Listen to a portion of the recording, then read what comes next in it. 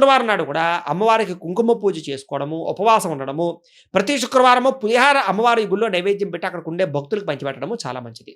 మీ అదృష్ట సంఖ్య 2. మీరు పెట్టుకోవాల్సినటువంటి బొట్టు కుంకుమ. ప్రతిరోజు కుంకుమ బొట్టు పెట్టుకోకుండా బయటికి వెళ్ళకండి.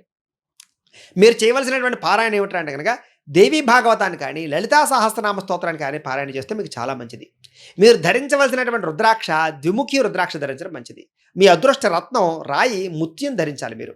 ఏ వేలుగు ధరించాలి అంటే గనక కుడి చేతి చూపుడు వేలుగు ధరిస్తే చాలా బాగుంటుంది. మీరు పూజించవలసిన, నాటవలసిన, పెంచవలసిన వృక్షం మోదుగ వృక్షాన్ని పెంచాలి. మీరు చేయవలసినటువంటి పండుగ దేవీ నవరాత్రములు కానీ, వరలక్ష్మి వ్రతాన్ని కానీ భక్తి శ్రద్ధలతో ఆచరించాలి. మీరు చదవవలసినటువంటి పురాణం దేవీ భాగవతాన్ని చదవాలి. మీరు పఠించవలసినటువంటి మంత్రం ప్రతిరోజు కూడా నిత్యము ఓం ఐం హ్రీం శ్రీం శ్రీమాత్రే నమః అనే మంత్రాన్ని ఎప్పుడు చదువుకోండి. మామూలుగా ప్రయాణం చేస్తున్నా, వంట వండుకుంటున్నా, ఇంట్లో పని చేస్తున్నా, ఆఫీసులకు వెళ్తున్నా కూడా మీకు కలిసి వచ్చేటటువంటి రంగు తెలుపు రంగు మీకు బాగా కలిసి వస్తుంది.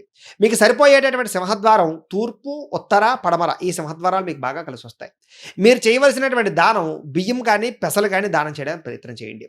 మీరు ప్రయాణం చేయకూడని నక్షత్రాలు అశ్విని, మఖ, మూల ఈ నక్షత్రాల్లో ప్రయాణం చేయడం కానీ మంచిది కాదు మీకు. మీరు ప్రతిరోజు పఠించవలసిన గాయత్రి మంత్రం ఏమిటి అంటే కనుక ఓం కాత్యాయనాయ విద్మహే కన్యకుమారి ధీమహి తన్నో దుర్గ ప్రచోదయాదు అనేటటువంటి దుర్గా గాయత్రి మంత్రాన్ని ప్రతిరోజు కూడా పొద్దున్నే లేచి స్నానం చేసి మీ ఇంట్లో ఉండేటటువంటి దేవతా మందిరం దగ్గర కూర్చుని 108 సార్లు కానీ 1008 సార్లు కానీ ఈ యొక్క దుర్గా గాయత్రి మంత్రాన్ని జపం చేసుకున్న తర్వాత మీరు మీ యొక్క నిత్య నైమిత్తికరలో పాల్గొన్నట్లయితే కనుక మీకు ఆ రోజంతా కూడా ఏ పనైనా సరే దిగ్విజయంగా సాగుతుంది. సక్సెస్ అవుతారు. ఏ సమస్య రాదు. అంత విశేషం.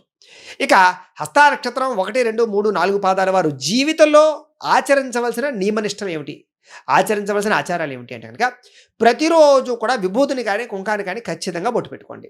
ప్రతిరోజు కూడా మర్రి వృక్షానికి నీళ్లు పోయడానికి ప్రయత్నం చేయండి.